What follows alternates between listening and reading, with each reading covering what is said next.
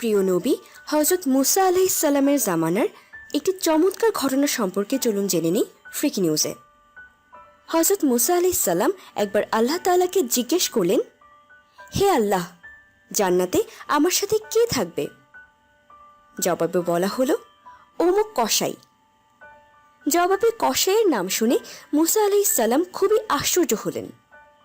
অনেক খোঁজ করার পর হযরত মুসা আলাইহিস সালাম তাকে বের করলেন। দেখলেন কসাই গোশত বিক্রিতে ব্যস্ত। সবশেষে কসাই এক টুকরো গোশত একটি কাপড়ে মুড়িয়ে নিলেন। অতঃপর বাড়ির দিকে রওনা হলেন। মুসা আলাইহিস সালাম তার সম্পর্কে আরও জানার জন্য অনুমতি নিয়ে পিছু পিছু তার বাড়ি গেলেন। কসাই বাড়ি পৌঁছে গোশত রান্না করলেন। অতঃপর রুটি বানিয়ে তা গোশতের ঝোলে মেখে নরম করলেন। তারপর ঘরের ভেতরের কামরায় প্রবেশ করে শয়নরত এক বৃদ্ধাকে উঠিয়ে বসালেন। এরপর তার মুখে টুকরো টুকরো রুটি পুড়ে দিতে লাগলেন। খাওয়ার পর বৃদ্ধা কি যেন কানে কানে বললেন। অমনি কসাই মুচকি হাসলেন।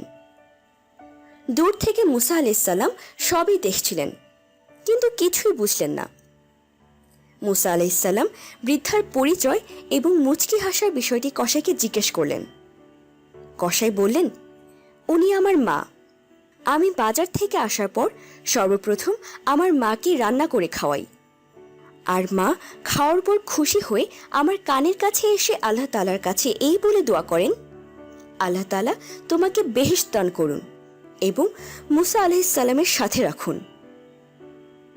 আমি এই দোয়া শুনে এই ভেবে মুচকি হাসি যে কোথায় মুসা আলাইহিস সালাম আর কোথায় আমি। এতক্ষণ আমাদের সাথে থাকার জন্য ধন্যবাদ।